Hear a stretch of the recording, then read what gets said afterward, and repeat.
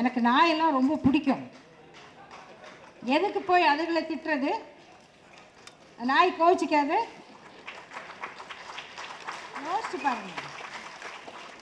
யோசித்து பாருங்க. ஒன்றுமே போடாட்டி கூட 2 நாள் பார்த்தீங்கன்னா உங்கள் கால் பக்கம் அது ஓடி வந்துக்கிட்டே இருக்கும். யாரை திட்டுறதுக்கு எதை பயன்படுத்துகிறோம்? அப்படிப்பட்ட வேலையை செய்வதற்கு இறக்கிவிடப்பட்டிருக்கிற இந்த கும்பல் ஒன்று, இது ஒரு சர்க்கஸ் கம்பெனி, ஜெமினி சர்க்கஸ் மாதிரி. அழகு தமிழில் பேசும், அடுக்கு மொழியில் பேசும், அப்பப்போ சிரிச்சுக்கும், தன்னைத்தானே வியந்துக்கும். அப்புறம் இயேசு மாதிரி, இயேசுவோட வாரிசு ஜூதாஸ் சொன்னார், அவர் சொன்னார், ஜெகவோ சொன்னார், அவங்களாம் இவரை தான் சொன்னாங்க. இப்படி ஒரு வாரிசு வருவார். வள்ளலாருக்கு வாரிசு, முத்துராமலிங்க தேவருக்கு வாரிசு, அப்புறம் எல்லாருக்கும் இப்படி ஒரு சர்க்கஸ் கம்பெனி. யாராவது ப்ரெஸ் மீட்டையே பொதுக்கூட்டம் மாதிரி கைத்தட்டி ரசித்து, பொதுக்கூட்டத்திலே அப்படி சுற்றி பார்க்கறது இல்லை, ப்ரெஸ் மீட்டு. இது ஒரு கம்பெனி. இன்னொரு கம்பெனி இன்னும் ரிலீஸ் ஆகாமல் கஷ்டப்படுது, அது இன்னொரு கம்பெனி. அது கம்பெனி மண்டபத்தில் யாராவது எழுதி கொடுத்தா அதை வாங்கிட்டு தப்பும் தவறுமா படித்து அது சாட்டர்டே சர்க்கஸ் மாதிரி, அது ஒரு தனி கம்பெனி. ஆனால் நண்பர்களே, இவர்களை வெறும் கம்பெனின்னு நம்ம ஒதுக்கிவிட முடியாது. ஏன்னா அதுக்கு கள்ள டிக்கெட் வாங்கிட்டு போய் நிற்கிற கூட்டமெல்லாம் நம்ம குழந்தைங்க, நம்ம பிள்ளைங்க. மானமுள்ள 1000 பேரோடு போராடலாம், மானமில்லாத ஒருவனோடு போராட முடியாது. இது தந்தை பெரியார் சொன்னது. இப்போ நம்முடைய பிரச்சனை என்னன்னா, ஆங்கிலத்தில் ஒரு சொற்றொடர் உண்டு, bringing out the worst of a person அப்படின்னு. எல்லா மனிதருக்குள்ளும் நல்ல பண்புகள், உயர் பண்புகளும் இருக்கும். நம்ம கற்றுக்கொண்ட அல்லது இயல்பாகவோ சமூகத்தினால் பதிந்த தீய செய்திகளும் மனதில் இருக்கும். ரெண்டும் உள்ளது தான் மூளை.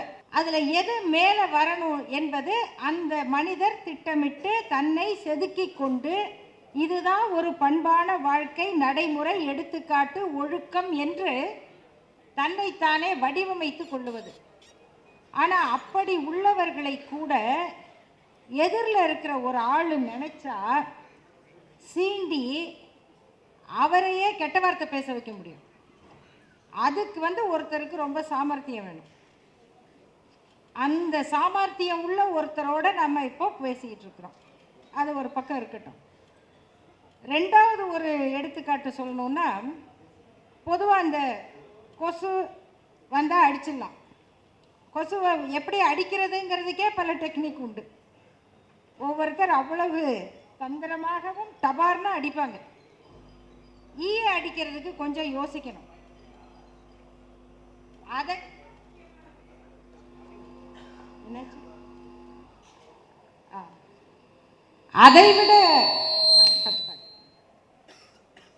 விட சிக்கலானது என்னன்னா, இந்த பச்சை வண்ணத்தில் ஒரு பூச்சி இருக்கும், பார்த்துருக்கீங்கல்ல? பச்சை வண்ணத்தில் ஒரு பூச்சி, அது பார்க்க அழகாக இருக்கும். அது ஊற ஆரம்பிக்கும், ஆனால் நம்ம அதை அடிச்சிட முடியாது. ஏன்? அடித்தா அப்படி நாரும். அந்த பூச்சி நம்ம கையில் பட்டுட்டா கூட அந்த நாற்றத்தை நம்மால் தாங்க முடியாது. இப்போ அப்படிப்பட்ட பூச்சிகளை தமிழ்நாட்டில் இறக்கி விட்டுருக்காங்க. நம்ம பூச்சியவும் வெளியேற்றணும், சுத்தமாக அடித்து நகற்றமும் வந்துடக்கூடாது, நம்ம கையவும் பார்த்துக்கணும். இவ்வளவு சிக்கலான இடத்துல நம்மளை கொண்டு நிறுத்தி இருக்காங்க. ஆகவே என்னுடைய வேண்டுகோள் என்னன்னா, தோழர்களே, இது நம்மை பதட்டப்படுத்துகிற முயற்சி. ஆனால் நாம் பதட்டப்பட்டால் அவர்கள் வெற்றி பெறுவார்கள் என்பதை நினைவில் வைத்துக்கணும். எவ்வளவுதான் நம்ம கோவப்பட முடியும்? எவ்வளவு உரத்து பேச முடியும்? எவ்வளவு கத்த முடியும்? அதுக்கு மேலே வாடா போடான்னு பேசலாம். அதுக்கப்புறம் நம்மளால் அப்படி பேச முடியுமா? இல்லை, அப்படி பேசுவதனால இந்த பிரச்சனை தீருமா? அதே போல தோழர் மனோஜ் அவர்கள் அவருடைய அந்த புகழ்பெற்ற காணொளிகளை நானும் பார்த்தேன். பார்க்கணும் நாட்டில் என்ன நடக்குது, அதுக்கு நம்ம என்ன எதிர்வினை ஆற்றோம் பார்க்கணும். கேட்டேன். அப்போ எனக்கு சில கருத்துகள் உண்டு. இப்படி பேசணுமா அப்படிங்கிறது எனக்குள்ள ஒரு கேள்வி. ஆனால் இப்படித்தான் எதிர்வினை ஆற்றணும் அப்படின்னு முடிவு செய்வது அவருடைய உரிமை. அப்போ சில பேரை கேட்கும் பொழுது அவர்கள் என்ன சொன்னாங்கன்னா, இல்லைங்க உங்கள் மாதிரி எல்லாம் பேசினா புரியாது, இப்படி பேசினாதான் புரியும் என்று சொன்னார்கள். அதை மறுபடியும் யோசித்து பார்க்குறேன். இப்படி பேசினாதான் புரியும்னா எல்லாருக்கும் புரியும், ஆனால் உரைக்குமா,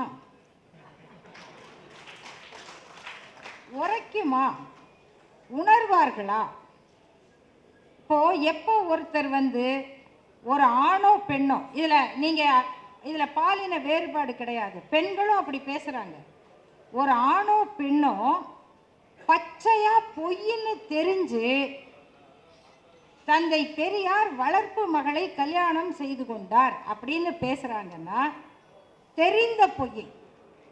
அப்போ அவங்களுக்கு நீங்கள் என்ன விதமாக விடை சொன்னாலும் அவங்களுக்கு வந்து அது உணர்ந்து திருந்துகிற ஒரு நிலை இருக்குதா அப்படின்னா இல்லை. அப்போ நம்ம வேலை தான் என்ன? அவங்க இப்படி பேசிக்கிட்டே இருப்பாங்க.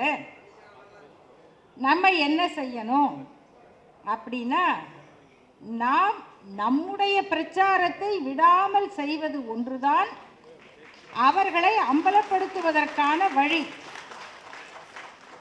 அதுக்காக தோழர் மனோஜ் பேசுறது, மற்ற தோழர்கள் பேசுறத பேசக்கூடாதுன்னு நான் சொல்லலை. ஏன்னா ஒருவேளை பெனிஃபிட் ஆஃப் டவுட் கொடுத்து கொஞ்சம் உரைக்கலாமும் இருக்கு இல்லையா, உரைக்கவும் வாய்ப்பு இருக்கு இல்லையா. அப்போது கேட்போம்ல, நம்மளை சொல்கிறாங்க ஏன் நீங்கள் அப்படி பேசலையா அப்படின்னு கேட்கும்போது, ஆமாம் அப்போ நம்ம பேசுகிறது தப்பு தான் அப்படின்னு நம்ம சொல்கிறோம்ல. ஆமாம் நானும் அப்படி பேசியிருக்க வேணாம். கொஞ்சமாவது அந்த கூட்டத்தில் இந்த நாகரீகம் என்பது யாருக்காவது இருந்தால் அந்த ஒருத்தர் திருந்தினா கூட நமக்கு லாபம் தானே. அந்த நல்ல எண்ணத்தோடு நாம் வந்து இந்த கருத்துக்களை வைக்கிறோம். இது அவங்க எந்த அளவுக்கு அவங்களுக்கு புரியுதோ புரியட்டும். நண்பர்களே, இன்னைக்கு நாட்டில் நடக்கிற பிரச்சனை என்ன, எதுக்காக இந்த பச்சை பூச்சிங்களை இறக்கி விட்டுருக்காங்க, இதுதான் ரொம்ப முக்கியம். வீட்டில் திருடு போய்கிட்டு இருக்குது, நம்ம வீட்டில் திருடு போய்கிட்டு இருக்குது. இன்னொரு பக்கம் வீட்டுக்கு பாதுகாப்பாக இருக்கிற அத்தனை பாதுகாப்புகளும் கரையான வச்சு அரிச்சுக்கிட்டு இருக்குது. இன்னொரு பக்கம் தீ வைக்கிறதுக்கு கூட்டம் தயாராக இருக்குது.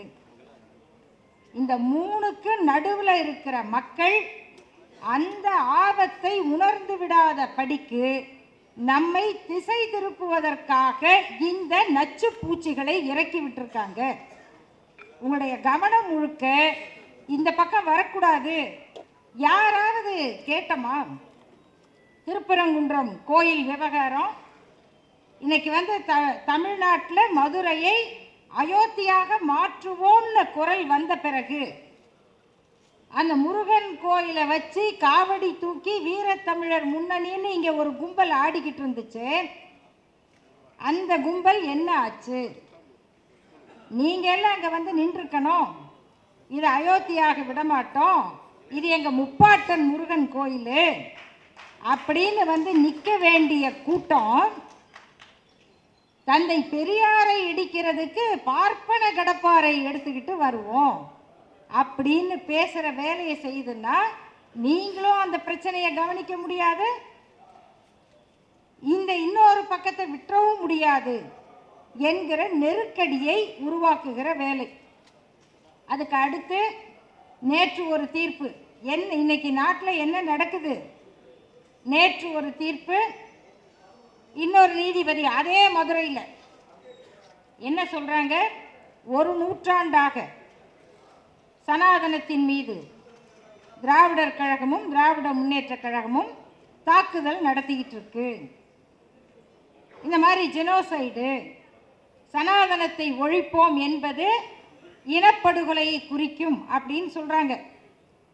இந்த நீதிபதிக்கு நல்ல செய்திகள்லாம் நம்ம சொல்லணும். இந்த காங்கிரஸ் முக்து பாரத் அப்படின்னு பிரதமர் மோடி அடிக்கடி பேசுவார், காங்கிரஸ் இல்லாத இந்தியா அப்படின்னு. அப்போ காங்கிரஸ் இல்லாத இந்தியா என்று பேசுகிற இந்தியாவின் பிரதமர் மோடி காங்கிரஸ்காரர்களை இனப்படுகொலை செய்ய வேண்டும் என்று சொல்கிறாரா? அதுக்கு இனப்படுகொலைன்னு நம்ம பொருள் சொல்லலாமா? காங்கிரஸ் முக்த் பாரத் அப்படின்னா காங்கிரஸ் இல்லாத பாரதம். அப்போ காங்கிரஸ் இல்லாத பாரதம் எப்படி இருக்கும்? காங்கிரஸ்காரர்கள் இருக்கிற வரைக்கும் காங்கிரஸ் இருக்குமே. அப்போ காங்கிரஸ்காரர்களை கொலை செய்ய சொல்லி பிரதமர் பேசினார்னு அதே நீதிபதி முன்னால நம்ம ஒரு வழக்கு போட்டால் என்ன ஆகும்? டெல்லியில் உச்சநீதிமன்றத்தில் இன்னொரு வழக்கு தாக்கல் செய்யப்பட்டிருக்கு. அதில் இன்னைக்கு நோட்டீஸ் கொடுத்துருக்காங்க. கவனிங்க, இந்த வழக்கெல்லாம் நீங்கள் ஏதாவது ஒரு மக்கள் உரிமைக்காக ஒரு வழக்கு போட்டால் நீதிமன்றம் நம்மை பார்த்து என்ன கேட்கும் தெரியுமா? உங்களுக்கு இதில் என்ன உரிமை இருக்குது? What is your right? What is your legal right? இதை உங்களுக்கு நான் ஏன் 1 லட்சம் போடக்கூடாது? அதுக்கு மேலே கொஞ்சம் வாதத்தை வச்சா இதுக்கு மேலே பேசுனீங்கன்னா 5 லட்சம் ஃபைன். இப்படி பேசுகிற நீதிமன்றங்கள் இன்னைக்கு உச்ச நீதிமன்றத்தில் ஒரு வழக்கு, திருப்பரங்குன்றம் மலை மொத்தத்தையும் முழுவதையும் தொல்லியல் துறை தன் கட்டுப்பாட்டுக்குள்ளே எடுத்துக்கணும். அங்கே இருக்கிற அந்த சர்வேக்கல் தூணில் நாள்தோறும் விளக்கேற்றணும். இதை யாராவது அரசியல் சட்டப்படி இந்த மாதிரி ஒரு உரிமை இருக்குது அப்படின்னு சொல்ல முடியுமா? நாளைக்கு ஹைகோர்ட்டுக்குள்ள தேசிய கொடிக்கு பதிலாக காவி கொடி ஏற்றணும்னு ஒருத்தன் வழக்கு போட்டால் ஏன் அவர் கேட்கக்கூடாதுன்னு நீதிபதிகள் கேட்பாங்களா? ஏன்னா காவி கொடியும் இந்த தேசத்தினுடைய தத்துவம் தானே. அதை ஏற்றுறதுக்கு ஒருத்தருக்கு உரிமை இல்லையா? இது உங்களுக்கு சொந்தமா? பரவாயில்ல, ஏற்றுனாதான் என்ன தப்பு? வாட்ஸ் யுவர் ப்ராப்ளம் அப்படின்னு கேட்க முடியுமா? இன்னைக்கு கேட்குறாங்க. உச்சநீதிமன்றத்தில் இப்படி வழக்கு வந்தால் மற்ற நேரங்களில் அந்த வழக்குகளை அப்படி தூக்கி தட்டி எறியக்கூடிய நீதிமன்றம் இதுக்கு பதில் சொல்லுங்க அப்படின்னு அரசுக்கும் தொல்லியல் துறைக்கும் நோட்டீஸ் கொடுக்குது. இப்போ இதெல்லாம் எதை நோக்கி நடக்குது? அந்த இடத்த ஒரு எரிமலையாக மதுரையை மாற்றுறது அப்படிங்கிறது தமிழ்நாடு முழுக்க என்ன விளைவுகளை ஏற்படுத்தும்?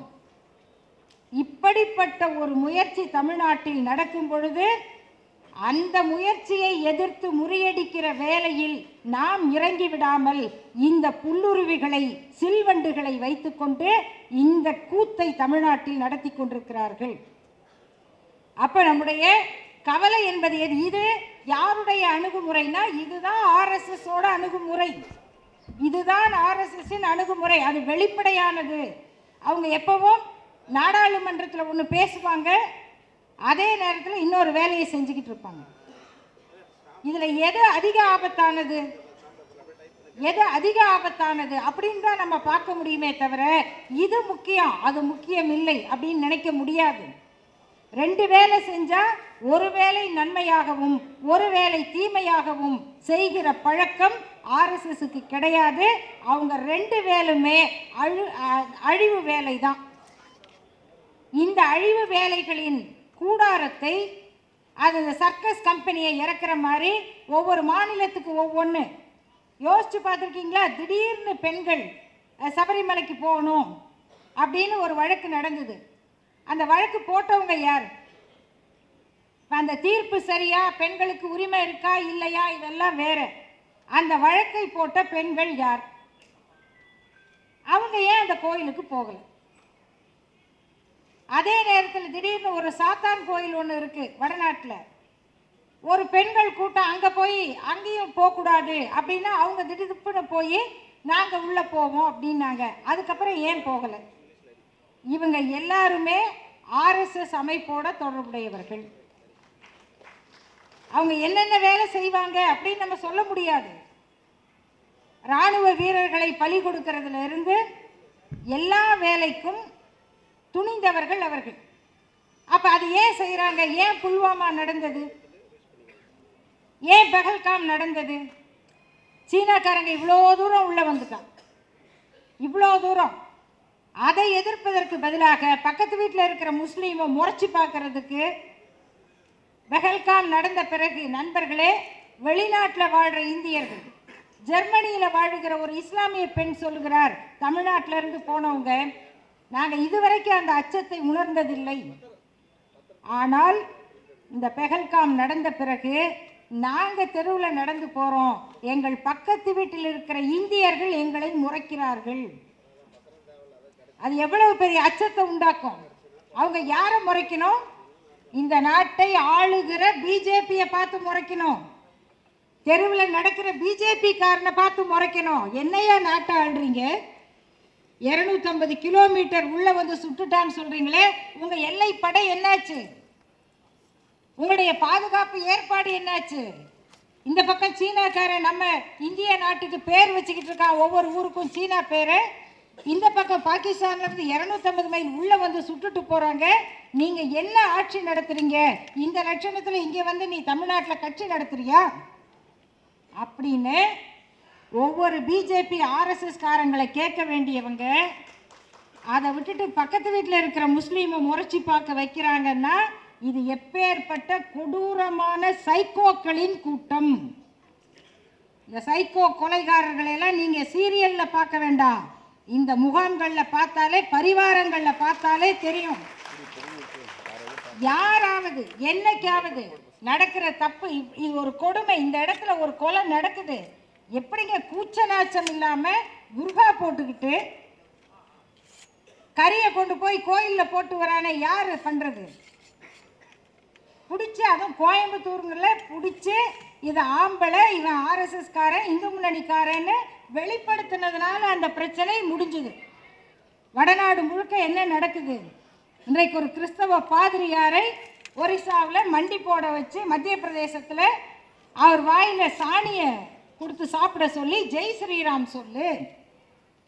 தெருவில் போகிற லாரிகளை அவ்வளவு சுதந்திரமாக ரோட்டில் வந்து ஆணிகளை வச்சு லாரியை பஞ்சராக்கி, வண்டிகளை பஞ்சராக்கி, இறங்கு மாட்டுக்கறி கொண்டு போறியா அப்படின்னு கேட்டு தெருவில் இறக்கி அடிக்கிறது ஒரு கும்பல். இது ஒரு நாடா? கும்பமேளாவுக்கு போகிறோம் அப்படின்னு, கும்பமேளாவுக்கு எதுக்கு போகிற? பாவத்தை தொலைக்க போகிற, பக்திக்காக போகிற.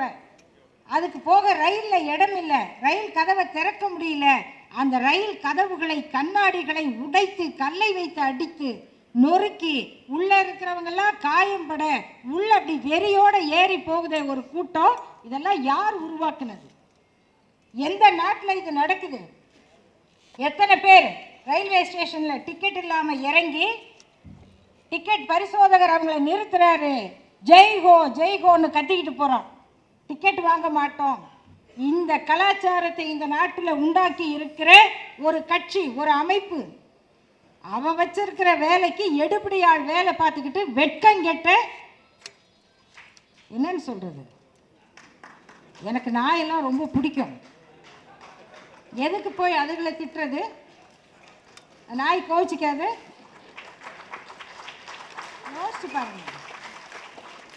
யோசித்து பாருங்க. ஒன்றுமே போடாட்டி கூட 2 நாள் பார்த்தீங்கன்னா உங்கள் கால் பக்கம் அது ஓடி வந்துக்கிட்டே இருக்கும். யாரை திட்டுறதுக்கு எதை பயன்படுத்துகிறோம்? அப்படிப்பட்ட வேலையை செய்வதற்கு இறக்கிவிடப்பட்டிருக்கிற இந்த கும்பல் ஒன்று, இது ஒரு சர்க்கஸ் கம்பெனி, ஜெமினி சர்க்கஸ் மாதிரி. அழகு தமிழில் பேசும், அடுக்கு மொழியில் பேசும், அப்பப்போ சிரிச்சுக்கும், தன்னைத்தானே வியந்துக்கும். அப்புறம் இயேசு மாதிரி, இயேசுவோட வாரிசு ஜூதாஸ் சொன்னார், அவர் சொன்னார், ஜெகவோ சொன்னார், அவங்களாம் இவரை தான் சொன்னாங்க. இப்படி ஒரு வாரிசு வருவார், வள்ளலாருக்கு வாரிசு, முத்துராமலிங்க தேவருக்கு வாரிசு, அப்புறம் எல்லாருக்கும் இப்படி ஒரு சர்க்கஸ் கம்பெனி. யாராவது ப்ரெஸ் மீட்டையே பொதுக்கூட்டம் மாதிரி கைத்தட்டி ரசித்து, பொதுக்கூட்டத்திலே அப்படி சுற்றி பார்க்கறது இல்லை, ப்ரெஸ் மீட்டு. இது ஒரு கம்பெனி. இன்னொரு கம்பெனி இன்னும் ரிலீஸ் ஆகாமல் கஷ்டப்படுது. அது இன்னொரு கம்பெனி. அது கம்பெனி வந்து மண்டபத்தில் யாராவது எழுதி கொடுத்தா அதை வாங்கிட்டு வந்து தப்பும் தவறுமா படித்து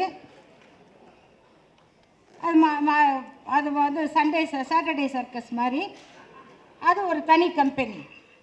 ஆனால் நண்பர்களே, இவர்களை வெறும் கம்பெனின்னு நம்ம ஒதுக்கிவிட முடியாது. ஏன்னா அதுக்கு கள்ள டிக்கெட் வாங்கிட்டு போய் நிற்கிற கூட்டமெல்லாம் நம்ம குழந்தைங்க, நம்ம பிள்ளைங்க.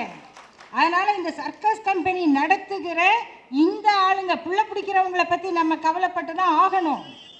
ஏனென்றால் பறிபோகிறவை நம்முடைய பிள்ளைகள். யார் பின்னால் போகிறாங்க? கடைசியாக இந்த செய்தியை மட்டும் சொல்லி நான் முடிக்கிறேன். இதெல்லாம் யார் இவங்க? எந்த இடத்துல நிற்கிறாங்க? ஒரு மாணவனை பார்த்து டே இன்னைக்கு இதெல்லாம் ஆமாம், அது அவருடைய பண்பு, அப்படி வச்சுக்குவோம். ஆனால் என்ன சொன்னாருங்கிற செய்தி தான் முக்கியம். ஏன் நீ உனக்கு வேணாம்னா நீ ஓடிப்போ, நீ படிக்காத, நீ டாக்டர் ஆரியா போ.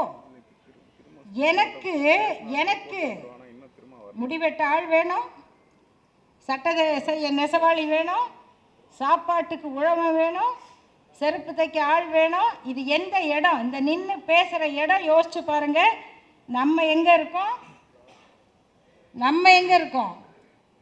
நம்ம முடிவெட்டுற சகோதரனோட இருக்கோம், அந்த ஆட்டோ ஓட்டுற தம்பியோட இருக்கோம், அந்த பெட்டி கடையில் நின்று கால் வலிச்சு கால் நரம்பு கூடி போய் வெரிகோஸ் வெயின் வந்து டீ கடையில் நின்று டீ ஆற்றிக்கிட்டு இருக்கிற அந்த அண்ணனை பார்த்துக்கிட்டு இருக்கோம். அந்த அண்ணன் பையன் படிக்கணும், இந்த அக்கா வீட்டு வேலை செய்கிறான், அந்த அக்காவுடைய பிள்ளை படிக்கணும். நான் கொத்தனாராக இருந்தனா, சித்தாளாக இருந்தனா, கல் வேலை சுமந்தனா, தெருப்போ கூட்டுனேனா, இல்லை சாலை போடுற வேலைக்கு போய் தாரோட போராடிக்கிட்டு இருக்கேனா, என் பிள்ளை படிக்கணும், என்னை போல இருக்கிற இவங்க பிள்ளைங்க படிக்கணும் அப்படிங்கிற இடத்துல நாம் நிற்கிறோம்.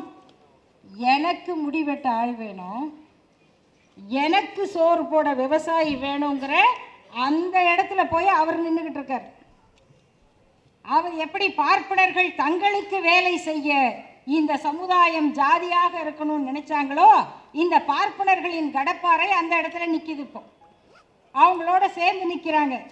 அப்போ இவர்களை மக்களிடம் அம்பலப்படுத்துவதை தவிர நாம் நம்முடைய பிள்ளைகளை மீட்பதற்கு வேறு வழி இல்லை.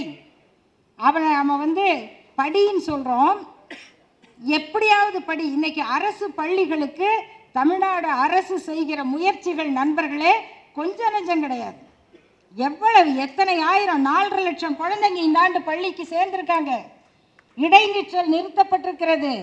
எப்படியாவது வாங்க படிக்க வைங்க. இன்னைக்கு உலகம் முழுக்க அந்த குழந்தைகளை பார்க்கும்போது, படித்த இளைஞர்களை பார்க்கும்போது, நாங்கள் திராவிடத்தால் படித்தோம் என்பதை மறக்காத அந்த இளைஞர்களை பார்க்கும் பொழுது இனி வரும் உலகம் என்று இந்த தந்தை பெரியார் சொன்னாரே, அந்த உலகத்தை எங்கள் குழந்தைகள் பார்க்கிறார்கள், அந்த உலகத்தில் அவர்கள் வாழுகிறார்கள். அந்த நாகரீகமான உலகத்தில் வாழுகிற தகுதியை இந்த திராவிடம் அவர்களுக்கு கொடுத்திருக்கிறது. அந்த உணர்வோடு அவர்கள் வளர்ந்திருக்கிறார்கள். கடைசியா திராவிடம்னு சொல்லக்கூடாது. ஏன் சொல்லக்கூடாது? அது வடமொழியா? ஆமாம், வடமொழி தான். சுயமரியாதைங்கிறது வடமொழி தான். ஒரு சொல் எதற்கு பொருத்தமானதோ அந்த சொல்லை தேர்ந்தெடுத்து கொள்வதுதான் பகுத்தறிவு. அது தவறு கிடையாது. சரி, திராவிடம் என்பது வடமொழி, சமஸ்கிருதம். தேசியம் என்பது என்ன? தேசம்ங்கிறது தமிழா? உங்கள் தமிழறிவுக்கு பாராட்டு விழா தான் நடத்தணும். பாரத தேசம்ங்கிறாரு, அவர் தமிழில் சொல்கிறாரா? ஏ அமாரா தேஷ்கே அப்படிங்கிறாரு. உங்கள் தேசியம்தான் அது. இந்த அடிப்படை அறிவு புரிதலும் இல்லாத இந்த கூட்டத்தை வைத்து இந்த நாட்டில் நச்சை பரப்பி கொண்டிருக்கிறார்கள். அதை தடுப்பதற்கு திராவிட கோட்டை என்பதை மீண்டும் மீண்டும் மீண்டும் நிலைநிறுத்துகிற பணியை நாம் செய்வோம். மக்களிடம் நம்முடைய கருத்தை, வரலாற்றை, கொள்கையை தெளிவுபடுத்தினால் போதும். இவர்களை விரட்டுகிற வேலையை மக்கள் செய்வார்கள். நன்றி, வணக்கம்.